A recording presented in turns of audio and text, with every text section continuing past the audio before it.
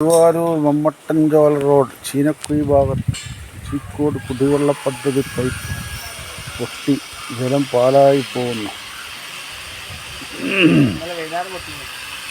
2 ദിവസമായി 3 ദിവസമായി പൊട്ടിയിട്ട് മിനിയാന്ന് വൈകുന്നേരം പൊട്ടിയതാണ്. ഡിപ്പാർട്ട്മെൻറ്റ് ഇതുവരെ അറിയിച്ചിട്ട് ഇതുവരെ നന്നാക്കിയിട്ടില്ല. കുറച്ച് അങ്ങേ ഭാഗം ഏകദേശം ഒരു 2 ആഴ്ച മുമ്പ് പൊട്ടി നന്നാക്കിയിട്ടേ ഉള്ളൂ. ക്വാളിറ്റി കുറഞ്ഞ പൈപ്പുകൾ ഉപയോഗിച്ചാണ് ജലനിധിയുടെ ഈ ഉണ്ടാക്കിയത് എന്ന് നാട്ടുകാർ പറയുന്നു. ഈ പൊട്ട് കാരണം റോഡ് വരെ കംപ്ലൈൻറ്റ് വരുന്ന അവസ്ഥയാണ്. പൊട്ടൊരു സ്ഥലത്തുള്ളൂ, പക്ഷെ വെള്ളം പുറത്തേക്ക് വരുന്നത് 4-5 സ്ഥലത്താണ്.